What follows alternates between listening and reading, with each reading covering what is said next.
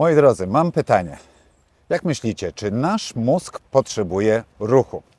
A jeżeli tak, to dlaczego? Kto mógłby odpowiedzieć najlepiej na to pytanie?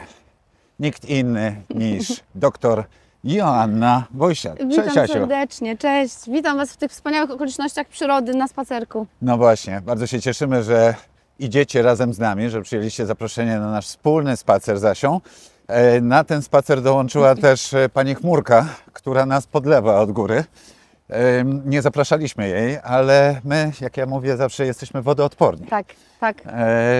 Twardzi po prostu. I najważniejsze jest to, że na świeżym powietrzu, w dobrym towarzystwie, ciekawy spacer mamy przed sobą, na który Was teraz zapraszamy, bo jest to Power Walk, moi drodzy. Powiedz tędy czy tędy? Pójdziemy w lewo. Dobrze.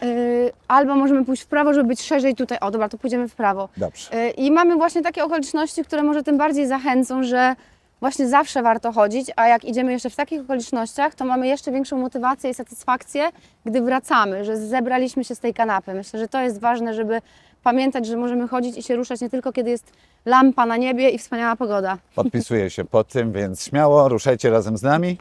To jest Power Walk, krok po kroku do dobrostanu, który realizujemy razem z Benefit Systems, a dokładnie z platformą Multilife, która jest naszym partnerem. Tak jest. I dzisiaj właśnie będziemy mówić o dobrostanie, a tak naprawdę przede wszystkim zdrowiu fizycznym i psychicznym, o tym, jak działa nasz mózg, no bo w tym przede wszystkim się specjalizujesz, Asiu, prawda? Staram się przekładać taką neuronaukę, którą gdzieś tam znam z publikacji naukowych, czy coś, co uczymy się od naukowców bezpośrednio na takie codzienne życie, bo wydaje mi się, że możemy sobie rozumieć zależności, mechanizmy biologiczne, ale co z tego, kiedy nie możemy tego przełożyć na to, jak działa nasz organizm, a w tym przypadku mózg. I myślę, że właśnie ruch jest czymś takim, że najbardziej widzimy realnie ślady tego działania na mózg. No dzisiaj myślę, mam nadzieję, to udowodnimy w teorii, trochę też w praktyce. To, co kiedyś słyszałem, że nasz mózg, może to i całe szczęście, jest plastyczny, tak naprawdę neuroplastyczny. Nie wiem, o co chodzi, możesz powiedzieć, na czym to polega? Jak możemy to wykorzystać tak naprawdę na naszą korzyść? Neuroplastyczność to jest rzeczywiście jedna z takich najwspanialszych, myślę, zależności związanych z mózgiem, taki fenomen biologiczny, który mówi o tym w dużym skrócie, bo tutaj już wiem, że mam ograniczony czas, że nasz mózg jest w stanie się adaptować, zmieniać, przystosowywać do zmieniającego się środowiska. I co to znaczy? To znaczy, że przez całe życie, myślę, że to jest kluczowe, kiedy myślimy o tym, jak żyjemy, co sobie robimy, mózg reaguje i mózg się zmienia. Mawia się, że nawet jakieś myśli często powtarzane, właśnie rutyny, nasze projekcje, to jak żyjemy, kształtuje po prostu to, jakie neurony się odpalają. Uważaj na kałuże tutaj, bo zaraz spadniemy. Tak jest. O, właśnie warunki niełatwe. Damy że po radę. prostu zmieniamy się i adaptujemy. I to dotyczy na przykład właśnie kiedy podróżujemy, doznajemy nowych środowisk, kiedy uczymy się nowych rzeczy, to jest wspaniałe. Neuroplastyczność zależna od przyswajanej informacji, od doświadczenia. Neuroplastyczność jest też tym, co na przykład związane jest z rekonwalescencją, z jakąś regeneracją mózgu, na przykład po udarze. Ale też, żeby nie zostawić tego tylko w takiej chwale, pamiętajmy, że neuroplastyczność może być też patologiczna, na przykład w uzależnieniach, tak? Że mózg się kształtuje pod wpływem sygnałów dopaminowych, jakichś substancji, ekscytujących zdarzeń. To też jest zjawisko neuroplastyczności, czy jakiś taki ból fantomowy, na przykład po usunięciu kończyny. Nie wchodząc w te negatywne aspekty, to jest coś, co powoduje, że my cały czas jesteśmy w zmianie, my cały czas się kształtujemy i myślę, że właśnie ruch, o którym tak dużo mówimy i chcemy mówić, jest jednym z takich elementów naszego życia, który bardzo promuje tą neuroplastyczność. Powoduje, że ten mózg nie jest w takim uśpieniu i takim poznawczym, i takim, że cały czas jest jakby żywy. Dwa powiedzonka, o których też często mówię. Pierwszy, że ruch, poznanie, doświadczanie, jak mawia profesor Małgorzata Kosut, to jest tak zwany pocałunek dla synapsy, czyli że ta synapsa, te neurony czują się potrzebne i kochane. I drugie też takie zdanie bardzo ważne, myślę trafne, które powiedział profesor Vetulani, że w mózgu nie ma zasiłku dla bezrobotnych. My musimy używać tej głowy, my musimy karmić tą głowę, te neurony muszą czuć się potrzebne, żeby po prostu, żebyśmy my długo czuli się tacy żywi i zdrowi. No tak, to wszystko później się przekłada, Tak. jak ja tak myślę, na dobrą energię, na odporność, na pozytywne nastawienie. No i na chęć działania. To fajnie, bo to tak pierwsze skojarzenie, które mi jako sportowcowi bardzo towarzyszy, to jest to, że my nieustannie jesteśmy nastawieni na rozwój. Nie zatrzymujemy się i myślę, że ta neuroplastyczność naszego mózgu także to jest taki benefit, można by Mhm. powiedzieć, prawda? Korzyść, ale do tego potrzeba jest nie to, że gimnastyki, ale ciągłej aktywności. Tak. I super, że możemy robić, czy to cały nasz mózg jest neuroplastyczny, czy jakieś jego części. Dzisiaj ciężko w ogóle, to myślę, że to jest wspaniałe, że tak odchodzimy od takiego wyszczególniania konkretnych rejonów i bardziej mówimy o mózgu jak o takim konektomie, o takiej sieci wzajemnych powiązań. Już wiemy, że mówiliśmy o jakiejś części emocjonalnej, bardziej takiej związanej z poznaniem. Nic nie działa w odłączeniu, więc tak samo tutaj, no raczej cały mózg się zmienia, adaptuje. To widać na poziomie, nie wiem, na przykład kory wzrokowej czy słuchowej, kiedy tracimy jakieś zdolności, na przykład zmysłów, jak jedne pola asocjują i przyjmują funkcje innych. Ale szczególnie, i tutaj rozmawialiśmy o tym, wcześniej byliśmy na kawce, o hipokampie i Mateusz właśnie pytał, czy jest takie badanie, czy jest taka struktura, która na pewno jakby się usprawnia i przykładowo związana jest z pamięcią, z koncentracją. I owszem, jest właśnie hipokamp, który pewnie Państwo, jeśli gdzieś tam się interesujecie neuronauką, to kojarzycie, że to jest pamięć, że to jest ta struktura, która w chorobie Alzheimera tak zaczyna kuleć, ona jest związana z emocjami i rzeczywiście ten hipokamp wytwarza nam nowe neurony, tam zachodzi neurogeneza, on jest też związany z neuroplastycznością. I nie ma takiej struktury, która tak szybko reagowałaby na benefity z ruchu, nawet na szybki, dynamiczny spacer, i to widać w badaniach z udziałem seniorów, jak hipokamp, czyli ta maleńka struktura przypominająca konika morskiego, Tak. która daje nam tą możliwość takiej zdolności poznawczej, zapamiętywania. No generalnie też związana jest właśnie z układem emocjonalnym, z pamięcią emocjonalną, więc tam się cały czas jakby dzieją rzeczy. On jest bardzo żywy, a im żywszy jest tym żywszy, im po prostu więcej się ruszamy, jeśli mówimy o ruchu. No. A nie mówiłem Wam, że mam najlepszego gościa na dzisiejszy Power Walk, ale się cieszę, że sobie spacerujemy Ja też, i razem to i jeszcze, takie rzeczy. to jest mój teren, to zabrałam Mateusza w rejon moich brzózek, gdzie codziennie chodzę na spacerki. Codziennie Joanna chodzi Tak. na spacerki. Bierzmy przykład z Ciebie i bardzo się cieszę. Hipokamp, moi drodzy, już tak zamykając to klamrą, bo to myślę, że bardzo ważna wiadomość, jest u każdego z nas. Tak, U zdecydowanie. każdego człowieka. I to tylko w naszych rękach jest, w jaki sposób go uaktywnimy i co zrobimy, a najlepiej podczas spaceru.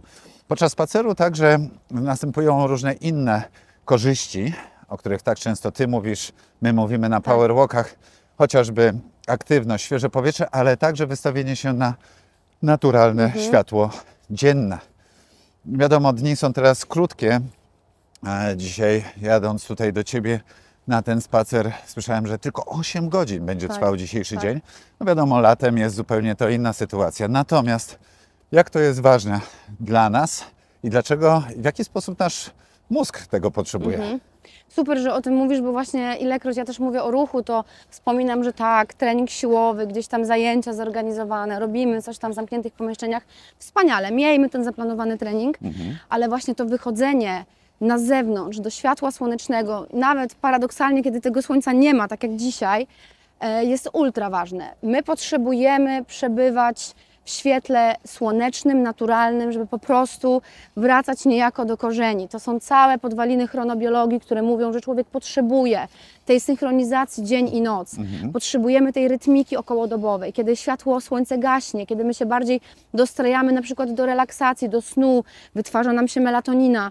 W dużym skrócie przebywanie na zewnątrz po prostu jakby synchronizuje nam zegary okołodobowe, więc powoduje, że my wieczorem mamy większą szansę na takie dobre spanie odżywcze.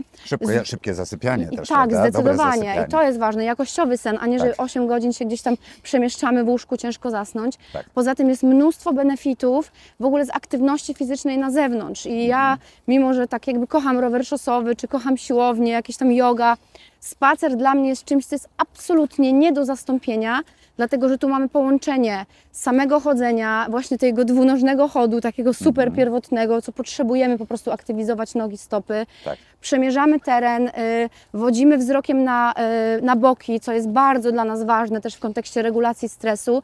I dodatkowo mamy ekspozycję na to światło, które nas tym samym reguluje pod tym rytmem okołodobowym. Kiedy mamy słońce, no to dodatkowo mamy tą syntezę witaminy D, która jest jakby bardziej i taka intensywna.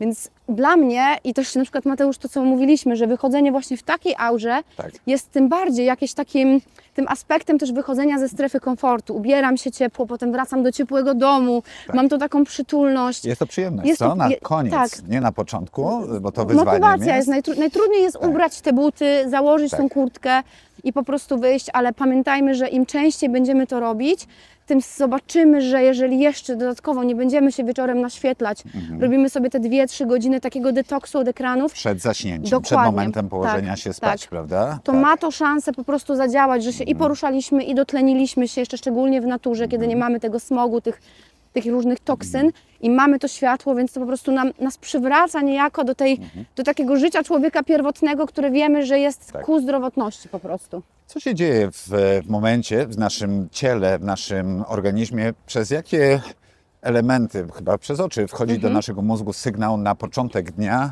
kiedy wyjdziemy na naturalne światło dzienne? Nie mówię o tym świetle, które włączamy w kuchni, w sypialni, czy też w garażu, jak się zapala światło, kiedy wchodzimy do samochodu, jadąc do pracy, tylko właśnie tak, jak my teraz wyszliśmy na świeże powietrze. Co się dzieje w naszym organizmie? Możesz to wytłumaczyć? Tak, zdecydowanie. Też tak w dużym skrócie, żeby nie wchodzić w zmysł wzroku, no to pada nam przez siatkówkę po prostu promienie światła widzialnego.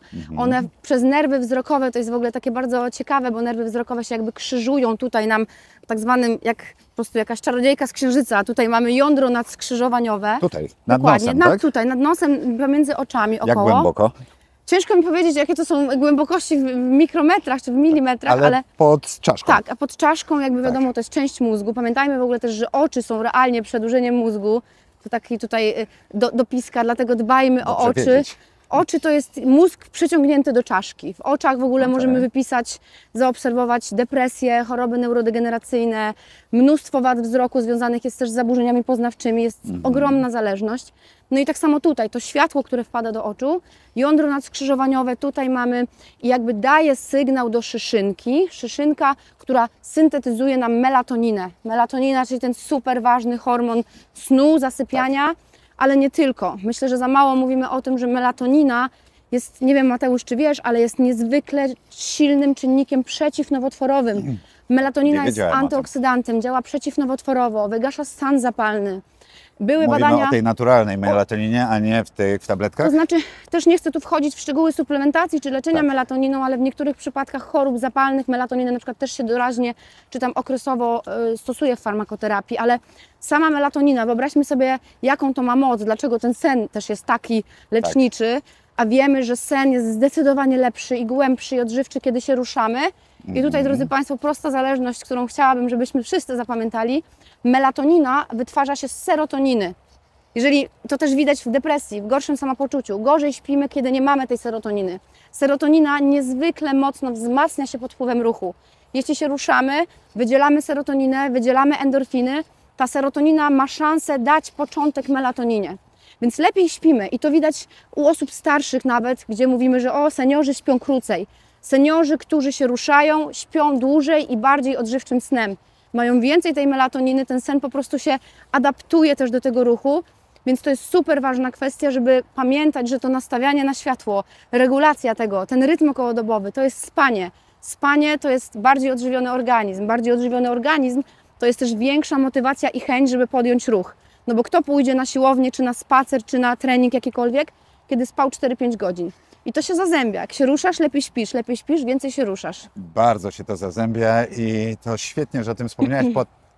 O to, o czym chciałbym, żebyśmy teraz porozmawiali i Wam o tym powiedzieli, jest raport. Tak. Bardzo ciekawy raport pod nazwą Sportkrastynacja. Myślę, że wspaniałe hasełko. Po Super, prostu, w ogóle rekord świata. Moim zdaniem jest to słowo nadające się na słowo tego roku, hasło tego roku, nie wiem jak to tam się nazywa, której młodzież używa. Moglibyśmy złożyć taką petycję, czy tam poddać. Już zostawmy. Wiecie o co chodzi. Jak to nazwać? Jak to nazwać? Dobra. Sportkrastynacja. Raport przygotowany przez zespół Multisportu w Benefit Systems. On jest ogólnie dostępny, więc od razu Wam powiem, że link do tego raportu znajdziecie w opisie tego odcinka. Polecamy Wam go obejrzeć, w ogóle przestudiować cały ten raport. I tam jest dużo mowy właśnie dlaczego Polacy, po pierwsze jak Polacy się ruszają, jak mało się ruszają, w jakich kategoriach wiekowych, ale także co tak naprawdę dzieje się z nami i w nas i dlaczego my mamy taki duży problem z aktywnością fizyczną. Tak, z motywacją. Czy możesz najpierw wytłumaczyć nam, Co to jest ta prokrastynacja? Tak, to wspaniałe słowo. Myślę, że Państwo wiedzą, z jakich tutaj połączeń powstało, czyli z prokrastynowaniem i ze sportem. Prokrastynowanie, czyli odkładanie, takie bardzo częste, powtarzalne rzeczy na później. I co ważne, prokrastynacja nie jest tożsama z nudą. Nuda jest raczej taka z wyboru, jesteśmy albo z leniuchowaniem. O, może tak, bardziej chodziło mi o leniuchowanie. Prokrastynacja jest odsuwaniem rzeczy w taki sposób, który nas stresuje. Ostatecznie, finalnie nie jesteśmy zadowoleni z tego, że prokrastynujemy. Na przykład odraczamy badania diagnostyczne, nie chodzimy do lekarzy, nie uczymy się do egzaminu, bo boimy się, nie wiem, natłoku informacji, boimy się złej diagnozy. Więc prokrastynacja jest odkładaniem chronicznym rzeczy, takim brakiem mobilizacji. Prokrastynacja, wiadomo, to jest to słówko, to jest ten twór, który nawiązuje do tego, jak nam trudno jest się zmobilizować do ruchu, mimo że na przykład wiemy, że są z tego benefity. Tak. I bardzo ciekawe rzeczy wyszły w tym raporcie, który też miałam przyjemność komentować razem z Tobą, razem z dr Gutral czy Damianem Parolem, doktorem Parolem i bardzo takie dla mnie, ja zazwyczaj widzę szklankę do połowy pełną, nie pustą. W sensie jak komentowałam ten raport, to miałam dobra, może nie jest tak źle, bo jednak ci ludzie się ruszają, natomiast mimo wszystko 34-35% z tego, co dobrze pamiętam, ludzi w Polsce i tak nie podejmuje nawet tego minimum aktywności fizycznej, która według WHO definiowana jest jako 30 minut ruchu umiarkowanego codziennie. Umiarkowany ruch to jest mniej więcej taki spacer, który teraz mamy z Mateuszem, takiej średniej intensywności, 30 minut, drodzy Państwo. To już jest coś, co może nas konserwować przed chorobą, w cudzysłowie. Tak. I tego nie robimy. Natomiast to, jak się ruszamy, było dla mnie takie, okej, może gdzieś tam niesie się coraz bardziej ta nowina o spacerach. Rzeczywiście lubimy spacerować, lubimy jeździć rowerem, ale w dalszym ciągu mamy takie bariery jakby wejścia, tej mobilizacji i tutaj wykazano dwa kluczowe czynniki, które myślę, że oczywiście są zrozumiałe i jakby kumam, że tak jest. I teraz pytanie, co możemy z tym zrobić? Bo od ruchu odsuwa nas brak czasu i brak energii. I ten brak czasu często związany jest z obowiązkami rodzinnymi, z pracą, z priorytetyzacją działań, wiadomo. Staniem w dzieci, korkach, zakupami po pracy i obowiązkach. Cały czas mamy mnóstwo rzeczy mało i też czasu. szczególnie mamy rodziny, właśnie mamy jakieś, nie wiem, obowiązki typu właśnie dzieci, dodatkowe działania. Tak. I też myślę, o tym warto wspomnieć, że tutaj chodzi o priorytetyzowanie działań i układanie sobie tego podejścia do ruchu w sposób taki paradygmat, robię co mogę, co sprawia mi przyjemność i co jest jakby, nie jest na ten moment dodatkowym wyzwaniem, dodatkowym stresem. Czyli jeśli jestem zajętą mamą, czy zajętym tatą, czy w ogóle człowiekiem po prostu, który ma mnóstwo pracy, działań, to nie dokładam sobie do pieca, że jeszcze muszę codziennie trenować, nie wiem, crossfit czy chodzić na siłownię, tylko szukam tego motywu, żeby jakkolwiek wpleść ruch w swoje życie. Czyli nawet to, co my robimy teraz z Mateuszem, czyli spacer pomiędzy, nie wiem, miejscami, chodzenie na zakupy piechotą, wykorzystywanie możliwie tej spontanicznej aktywności, właśnie zaczynanie od tego spaceru, wydaje się być najrozsądniejszą metodą dla ludzi, którzy nie mają tego czasu i łączy się to z kolejnym elementem, który wykazano w raporcie, czyli brak energii. I to jest bardzo takie podstępne, no bo my mamy brak energii, czujemy się zmęczeni po całym dniu, a ta próba zrozumienia tego mechanizmu i zaobserwowanie na sobie, że to, co robi nam ruch i spacer chociażby, te 30 minut wieczorem po robocie, to jest coś, co realnie nam tą energię może oddać. Albo dać na przyszłość. Dać na przyszłość. Czyli najpierw musimy włożyć, się, a później wyciągnąć. I tak naprawdę nagle problem znika. Dokładnie, tu i teraz możemy poczuć się, będziemy zaraz zawracać. Jasne. Tu i teraz możemy poczuć się zawracać lepiej. tą samą ścieżką. Tak, pójdziemy tą samą. Dobrze. I też jest ważne to, że zobaczcie Państwo, nie wiem jak się czujecie, kiedy właśnie jesteśmy tacy super zmęczeni. No i dobra, no fajnie jest obejrzeć ten serial, usiąść przy tym Netflixie. Ja też, nie wiem, kocham oglądać filmy, czy czytać wieczorem książki, ale wiem, że te 15 czy 30 minut no, nie zbawi mnie, tutaj nic się nie zadzieje, jeżeli ja tego nie zobaczę, a mogę po prostu realnie ożywić chociaż to ciało na poziomie takiego przepływu krwi, limfy, oczyścić się trochę po tym całym dniu siedzenia. Więc wydaje mi się, że rozpoczęcie przygody właśnie z ruchem wobec tego, co mówi raport, to nie jest dołożenie ludziom kolejnych zadań typu zaplanowany trening i ta godzina w dniu, która jest dla nich super cenna, tylko właśnie wdrożanie takich elementów, że rób to, co lubisz, rób to, co kochasz. Wpleć chociażby to zwykłe chodzenie. No bo tak naprawdę się ruszamy, ale mamy cały czas problem z tym znalezieniem czasu na taki, powiedzmy, zaplanowany trening. Oj tak, podpisuję się pod tym. W ogóle ten raport, powiemy Wam razem z Asią, że jest niesłychanie inspirujący. Bo jedno to jest wiedza, która jest w nim zawarta, jedyna w swoim rodzaju, prawda? No bo jest to dobrze bardzo przygotowany materiał, opracowanie. Ale drugie to jest to, żeby zrozumieć, co się tak naprawdę dzieje u nas, u naszych podopiecznych, mówię dzieciaków. Jeżeli pracujecie z zespołami, to też jest dosyć ciekawe, żeby zrozumieć specyfikę właśnie braku energii albo różnych innych problemów, które najbliżsi mają w otoczeniu, naszych rodziców, dziadków, ale także właśnie i dzieciaków. Bardzo fajne to jest, a do tego jeszcze w tym raporcie są tak zwane inspiracje Tak. do tego, co zrobić. To właśnie, co przed chwilą, Asiu, powiedziałaś, że małymi kroczkami, właśnie od takiego spaceru możecie wychodzić razem z nami codziennie na power walk. Możecie zamiast siedzieć w kawiarni przy pysznej kawce, chociaż to jest też całkiem przyjemne, Można zacząć kawką, rozgrzać brzuszki i po prostu i pójść wyjść dalej. później na 10-15 minutową rozmowę z przyjaciółką, z przyjacielem, z partnerem, mężem, żoną, czy też rodzicem, ale maszerując. Tak. Nie wiem, czy też się złapałaś na tym, jak to jest fajne i przyjemne, żeby pójść i gadać. Znaczy ja też już właśnie jak nieraz, czy w jakichś podcastach, czy też w książce o tym pisałam, że zdecydowanie jestem w teamie perypatetyków, które jakby nazwa wywodzi się od Arystotelesa, czyli po prostu ludzi. Arystoteles, no wiadomo, wybitny filozof, myśliciel.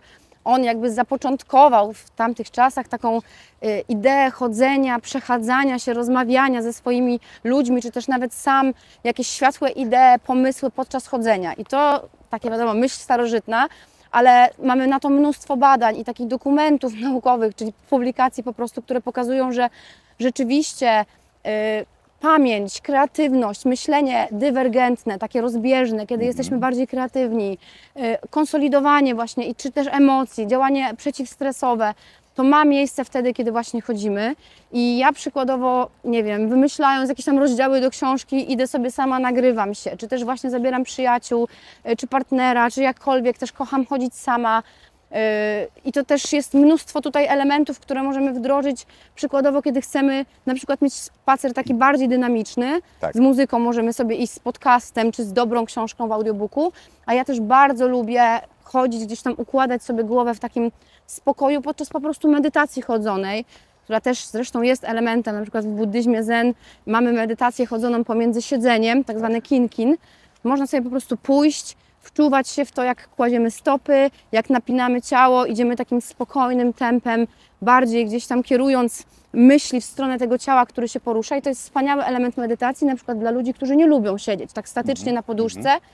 Więc tu jest mnóstwo jakby tych różnych linii tego, czym ten spacer może być, Tak. ale też rozmawialiśmy na przedanteniu tak zwanym, że mamy mnóstwo wybitnych przykładów ze świata filmu. Werner Herzog, jeden z moich ulubionych reżyserów, który przeszedł 800 kilometrów sobie kiedyś z buta, z Paryża do Monachium i w ogóle mówił o wędrówce jako o takim elemencie po prostu człowieczeństwa, kreatywności. Czy Daniel Kahneman, też wybitny przecież noblista, ekonom, profesor, który powiedział, też już kiedyś o tym wspominałam, więc przepraszam za powtarzanie, jeśli ktoś słyszał, ale Nie podczas powerwalku, nie więc podczas śmiało, dawaj. powerwalku. Najlepsze, najwspanialsze pomysły, to mówił Kahneman, miałem podczas swoich durnych spacerów, tak? Czyli wcale nie musiał ich lubić i no, my też idziemy teraz w deszczu, nie jest super przyjemnie, chociaż no nie, jest przyjemnie, ale jest mokro. Ja się czuję, jakbym był na łódce.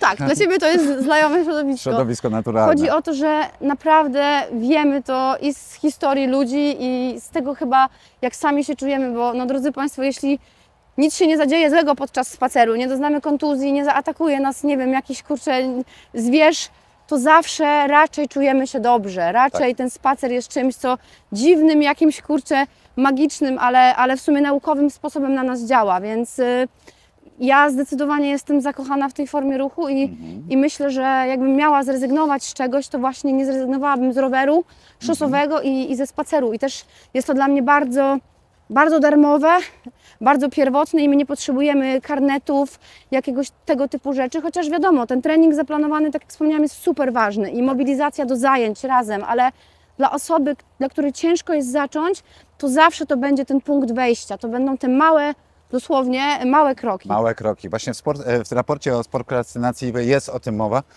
I właśnie, to ciekawe, co powiedziałeś przed chwilą. Małymi krokami, Tak. że nie od razu musimy się rzucać na głęboką wodę, zmieniać radykalnie Swoje życie swoje całe życie, i plan ale dnia. zacząć tak. od małych kroków. Czy to jest dobry sposób, żeby zacząć. Jeżeli macie z tym wyzwanie, nie chcę nazywać tego problemem, chcecie coś zrobić, to od czego zacząć?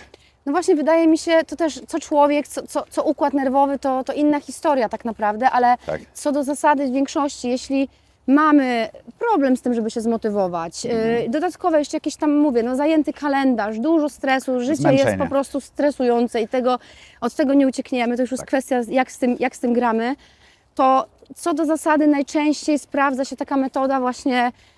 Staram się też tak w ogóle żyć, czyli kaizen, czyli małe kroki, definiowanie takich małych, realnych celów, aniżeli od razu myśl, że jak już dzisiaj pójdę na ten trening, to 1,5 godziny podnoszę nie wiadomo jakie ciężary, albo idę, ale tylko na 10 km, to zazwyczaj będzie nas odsuwało od podjęcia tej decyzji. Ja zdecydowanie tak też mózg nasz działa, że kiedy się nie przerazimy, nie spotęgujemy gdzieś tam tego planu, to raczej nie powinna nam działać ta emocjonalna część i po prostu mówimy sobie, okej, dam radę i na przykład idąc za tym ciałem, jak ono się czuje, kurczę, no już idę godzinę, ale jest fajnie, idę sobie dalej. Ja tak często miałam z bieganiem właśnie, że gdzieś wizja 10 km, po 3 już się dusza, potem mówię, dobra, to może 5 i dalej, i dalej.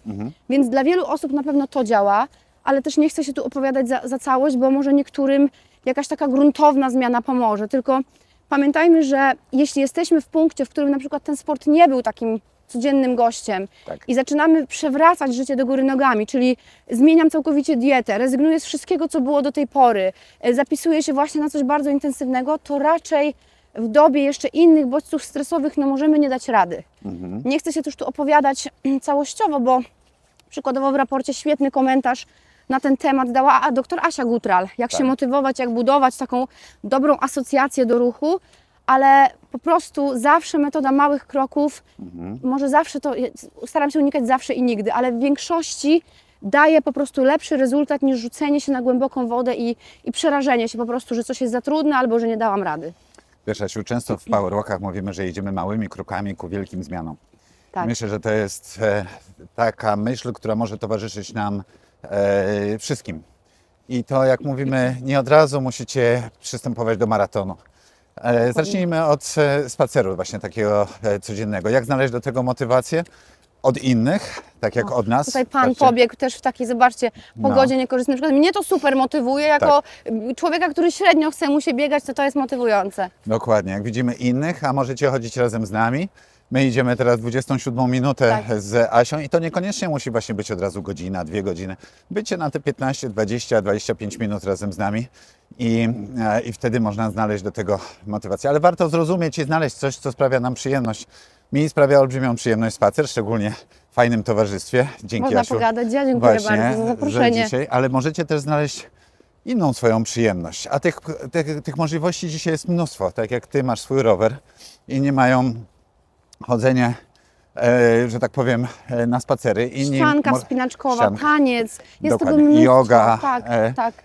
ale małe rzeczy. Pamiętajcie, i fajnie, żeby to weszło Wam w krew. Krwiobieg, tak. Krwiobieg, tak zwany nawyk, bo budowanie zdrowego nawyku, na przykład przez miesiąc, ja teraz sobie robię tak, że co miesiąc sobie wyznaczam, znaczy eksperymentuję, bo to nie zawsze jest tak, że się sprawdzi, ale mam cel, żeby wprowadzić do życia nowy nawyk, nie podjadania pomiędzy posiłkami. Teraz na przykład buduję nawyk oddechu, dbania o swój oddech. Dzień dobry, cześć. Oddechu, patrzcie, dwóch chyba Kolejni spacerowicze. właśnie, Tak. i w takiej pogodzie. To Tak. jest, patrzcie, nie tylko my wyszliśmy w deszczu, żeby z Wami pójść na spacer. Wracając do mojego budowania nawyku, jak idę z kimś i rozmawiam, to dbam o to, że jak Ty mówisz, to ja dbam bardzo o swój oddech przeponowy. Przez nos, wydłużony wydech, tak. Bo do tej pory wstrzymywałem oddech, będąc w gotowości pełnej, co mam dalej powiedzieć, co oczywiście spinało mój organizm. I to są takie rzeczy, ale tutaj mówimy o tym, jak działa nasz mózg, jak działa nasze ciało i o tej prokrastynacji. Asiu, myślę, że mnóstwo ciekawej wiedzy przekazaliśmy dzisiaj. Dziękuję Ci za to. Temat jest, myślę, bardzo wdzięczny, bo jest zupełnie nieodklejony od życia i łatwiej nam się mówi i zachęca też ludzi do czegoś, co realnie teraz mogą Państwo wstać, ubrać buty i powiedzieć, dobra, Kusznierewicz, Wojsiat mówili tu o spacerze, to te 15 minut i jutro może będzie 20.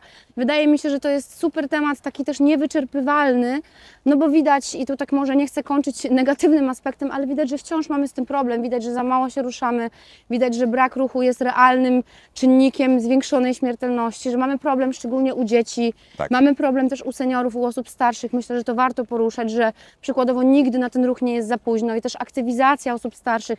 Bierzemy rodziców, bierzemy dziadków, babcie, wypijemy już tą kawkę, zjemy ten pyszny sernik, ale idziemy na przykład na spacer. Zbliżają się święta, wiadomo, że jest fiesta przy stole, ale może warto pomyśleć, kurczę, zmieńmy w tym roku coś, weźmy tą rodzinkę na spacer, na pasterkę, nie na pasterkę, jaki tam już wybór jest, ale żeby po prostu trochę zmienić nawet to spędzanie czy wspólne czasu, bo też jak się mają nauczyć ci młodzi i dzieci, właśnie mawia się przez przykład, a nie wykład, tak? Czyli rodzice też powinni być tym wzorem, żeby te dzieciaki zabierać, czy właśnie osoby starsze. Więc tutaj taka nasza misja i Mateusza, żeby po prostu o tym mówić, nawet do znudzenia, ale zawsze coś tam może gdzieś tam, zawsze coś tam może zostanie. I dzisiaj może jest ten dzień właśnie, kiedy ruszamy z tym właśnie, żebyśmy już nie sporkrastynowali, tylko że nauczymy się tego słowa i ono będzie z nami już, myślę, zostanie zawsze.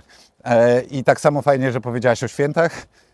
Bo mamy już czas, już zapasem, więc dokładnie. jakby... Za 3 tygodnie, słuchajcie, Wigilia. I wiesz, że ja postanowiłem sobie, że po wigilijnym, że tak powiem, opłatku i obiedzie, czy kolacji, jak to się mówi, wieczerzy, ale przed jeszcze rozpakowywaniem, że tak powiem, prezentów, zanim przyjdzie Święty Mikołaj, a zawsze przychodzi, bo listy napisaliśmy, to idziemy na spacer. No tak. Idziemy, już ustaliłem to z wszystkimi Kusznierewiczami, którzy przyjadą na nasze święta, że idziemy sobie na 20-minutowy Tak, i jest spacer. jakaś motywacja, wiesz, też to właśnie ta marchewka przysłowiowa, będą te prezenty. Tak. Ja już też tak kończąc powiem, że w tym roku po raz kolejny, bo bardzo lubię spędzać święta w Azji, zjadać zupę pho i jakieś tam glony, więc też święta w tym roku w Tajlandii, ale postanowiłam, że będzie to coś związane właśnie z ruchem, z jakimś takim eksplorowaniem, ale nawet, drodzy Państwo, siedząc klasycznie, co też jest wspaniałe, w domu z rodziną, możemy zmienić gdzieś tam ten paradygmat myślenia o wspólnym czasie, do czego Was bardzo zachęcamy. Nawet jeśli pogoda będzie taka to tym bardziej fajnie jest wrócić do ciepłego domu i wypić ciepłą herbatę. To jest to nasza nagroda, jak ewolucyjnie nasi pierwotni pobratymcy po prostu mieli w postaci, nie wiem, rozpalenia ogniska po gdzieś tam gonitwie za mamutem. Na zdrowie, właśnie, kropka, amen, na zdrowie, oby tak właśnie to z nami zostało. Asiu, bardzo Ci dziękuję za miły spacer. Ja również dziękuję i Państwu dziękuję. No właśnie, pozdrawiamy Was serdecznie, bardzo miło było wspólnie przejść z Wami na taki spacer. Tak jest. Dobrego wieczoru, dobrego dnia, do zobaczenia. Pozdrawiamy, pa! Cześć, pa! Dzięki za wspólny spacer. Partnerem strategicznym PowerWalk jest platforma MultiLife od Benefit Systems. Masz pytanie? To zadaj je w komentarzu. To był PowerWalk, Twój podcast w ruchu. Razem idziemy małymi krokami ku wielkim zmianom.